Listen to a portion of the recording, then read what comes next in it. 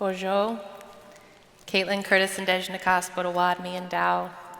Good morning. My name is Kaitlin Curtice. I am a citizen of the Potawatomi Nation, and I'm so honored to be here with all of you to celebrate, to commemorate, to honor this really special day. So thank you so much for having me. As it was mentioned, I am a poet storyteller, so I'm going to be telling you some stories this morning. I'm going to be reading you some poetry this morning. And as I often do, I want to just invite us into this space, into this moment. Please get comfortable where you are. And I'm going to invite us to take a few deep breaths together as we enter into this space. So everyone take a deep breath in and out. One more deep breath in and out. Maybe you don't know strength until you've rested beneath the branches of a magnolia tree, feeling the weight of her regal, waxed leaves. Maybe you don't know community until you've watched ants rebuild what was broken by a world much bigger than theirs. Maybe you don't know fortitude until you've noticed geese fly to the furthest border of warmth to protect their children. Maybe you don't know compassion until you place your hands in the dirt and feel the pulse of the earth, her heart and soul welcoming you. Maybe you don't know time until you run your fingers over a river rock, their skin softened by generations of magic. Maybe you don't know yourself until the mirror of the water reminds you of your goodness and brings you home again. Today I want to tell you a little bit about a boy named Bo and a girl named Donnie. They are siblings, and they are the main characters in my new children's books, Winter's Gifts and Summer's Magic, which are part of the Indigenous Celebration of Nature series that I'm releasing over the next few years. Bo is short for Potawatomi and Dow, which is how we say I am Potawatomi in our language, and Donnie is the Potawatomi word for a beloved daughter. Bo and Donnie aren't just characters in this book. They are my kids. They are me. They are all Indigenous kids trying to hold on to their sacred cultures. They are all kids trying to care for Mother Earth. They are the little kids in all of us, asking if we remember what it means to care. Bo is an activist. He grows a garden in his backyard and he cleans up river debris with his friends. He is tender and kind. Donnie is a contemplative. She navigates the world quietly. She sings to the trees in her yard. She helps her friends foster more genuine relationships with Sagamokwe, with Mother Earth, with the creatures around them. Both children are dreamers, and together they remind the people in their community why a relationship with Mother Earth matters. And this is what I want to share with you today, a spirit of childlikeness as we ask what it means to celebrate Earth Day in 2024 in a time when the world is so heavy, when there is so much hate, when we are struggling daily to make sense of this on an individual and a communal level. I spent my early years asking questions of the world around me, but I didn't always have safe places to go with those questions. What happens for us as children when this is the case? Eventually, we let the questions go, and pieces of our story go with them. Entering adolescence, I was a child of divorced parents. I was a young Potawatomi girl trying to understand who I was and all of my complexities. I was raised Southern Baptist, so I was learning how to assimilate, to move through the motions of life without recognizing the trauma within and around me. When we become disconnected from Mother Earth and our ways of knowing, we become disconnected from ourselves too. The Potawatomi people have a history of disconnection. In 1838, a group of Potawatomi people were forced at gunpoint to march from Indiana to Kansas in what we call the Trail of Death. For 3 months they walked. Many died along the way. More died when they ended up in Kansas on land they did not know as their own. My ancestors ended up in Oklahoma, which is where I was born, where I began that complex journey of wondering, of asking who I am on all the levels. So how do we find our way back again to ourselves, to the lands and the waters that hold us to Mother Earth? The first Earth Day took place in Michigan by a group of college students in 1970 to draw attention to the ecological and political issues of their time. And we continue to see Earth Day do the same. But what happens beyond Earth Day? All the rest of the days of any given year, any given generation, and why should we care? In my new book, Living Resistance, I write, "Curiosity takes root in us as children. I truly believe that. But as we get older, we are taught to trade curiosity for security. And often that security is baked into the status quo of society, of capitalism, which in reality is anything but secure for many of us. Instead of engaging with Mother Earth and the creatures around us, we are taught to commodify the land. This is nothing new. We are aware of the reality that as we get older, we go from childlike tenderness to this time in our lives when we are told to grow up, to become useful citizens, and for a lot of us, that comes with a cost. But here is where our faith, our spiritual traditions, they teach us that our questions and our curiosities matter because they bring us closer to ourselves, to one another, to the sacred, and to Sigamakwe, Mother Earth, to the world around us. And that love matters for future generations. But what happens when we've lost our way? How do we find that curiosity again when we have become so sure of the answers, so sure that we have that better way, that we have the more powerful way, that that is our only option? We turn to the children again. In our Potawatomi culture, we believe that the wisdom children and elders hold is sacred. We remember that the love and care we embody will last 7 generations after we are gone, and we hold that wisdom close. We know that we are living in this present life, in this moment, but we are also ancestors in the making. This is why Indigenous boarding schools targeted children, because they knew what it would mean for the young ones to lose their cultures. They knew the wisdom that these children held, and they underestimated their courage. As colonialism continues to thrive across the world, bringing oppression to people and planet, the kids in our communities remind us to be courageous because Mother Earth is courageous. Some Indigenous peoples have lost a lot of our cultures due to colonization and assimilation, so courage today looks like engaging in our relationship with Sigamakwe and sharing that sacredness with others so that together we can learn to care for Mother Earth, to prepare a better way for future generations. But we have a long way to go, and it's not the first time that we have had to pause and ask as humans how we are going to do this work. So I want to tell you a little story. This is an Anishinaabe story. A story about a messenger. Long ago, a messenger was sent to see how the Anishinaabe, or the true people as we are called, were living. And the messenger discovered they were living their life in a negative way. It impacted their thoughts and their decisions and their actions. Some had hate for others. Some displayed disrespectful actions. Some were afraid. Some told lies. Some cheated. Others revealed pride, or they were full of shame. During this journey, the messenger came across a child. This child was the chosen one to be taught by the 7 grandfathers to live a good life.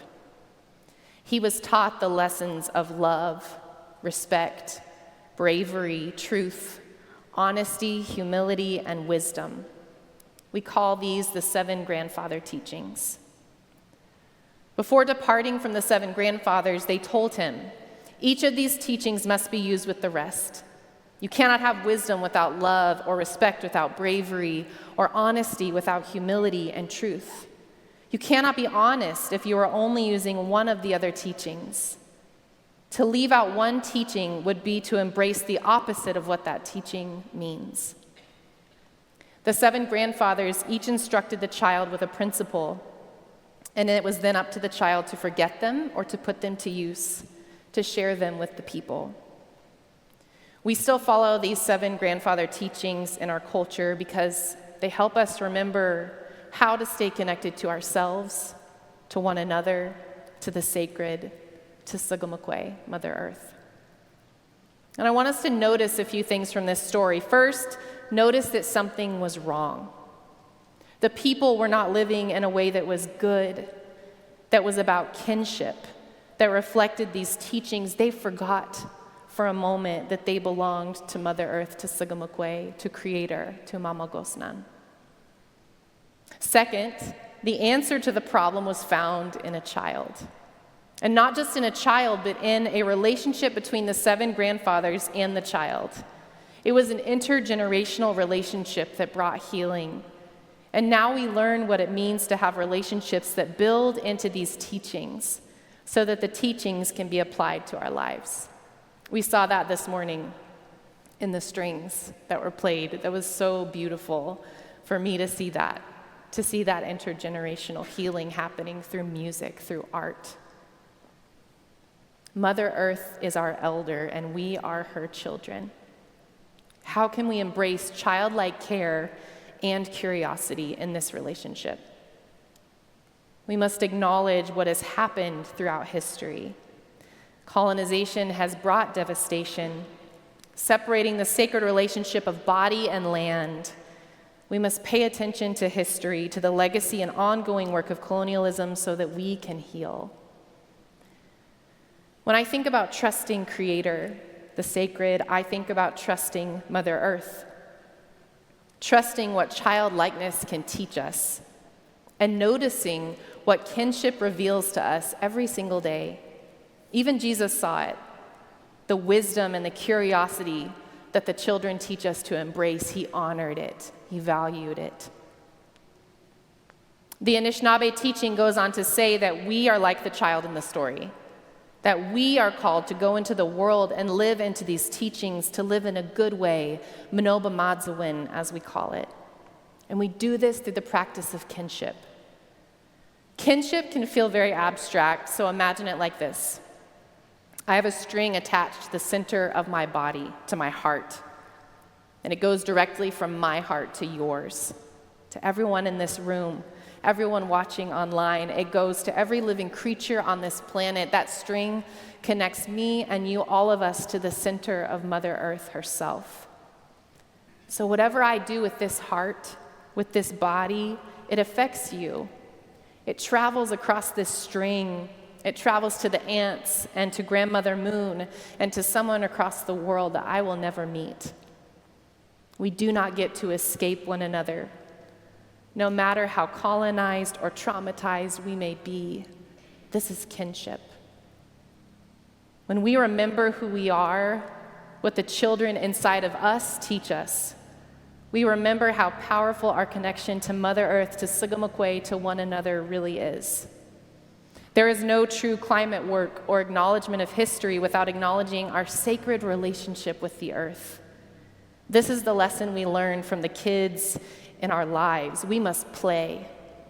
We must practice embodiment, and we must connect. There is no care for our children, our homes, our communities, without acknowledging the importance of curiosity and care in our relationship to the earth. So I invite you to do 2 things in the coming weeks. First, write a love letter to your child self. Or, if you'd like to do something in an even more childlike way, write a story about Mother Earth. Any kind of story you want. Second, write or draw or paint or find a way to express a love letter to Mother Earth. Or better yet, start a Love Letters to Mother Earth journal or sketchbook. Let your art find its way into this relationship. Let your heart connect with Mother Earth and with your child self through embodiment. In embracing this relationship, we are celebrating who we are, who we have always been, so that our gifts start showing up in the world in ways that will help one another toward care and love. So are you more like Bo, or are you more like Donnie? Are you an activist, or are you a contemplative, or if we're being honest, are we all a little bit of both? This isn't always an either or, because so many of us often fall into those liminal spaces of inhabiting many truths at once, don't we? So as you show up to your work in the world, what does it look like? Are you a poet? Are you a gardener? Are you an organizer? Are you an entertainer? Are you an innovator? Do you move quietly in the world, or do you enjoy the spotlight?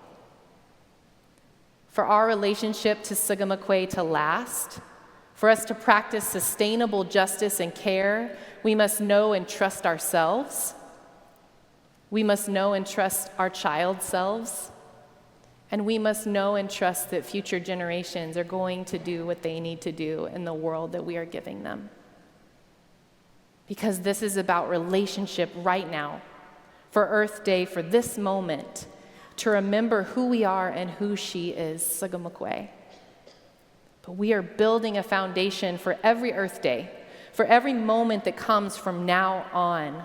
What kind of relationship do we want with Sigamakwe?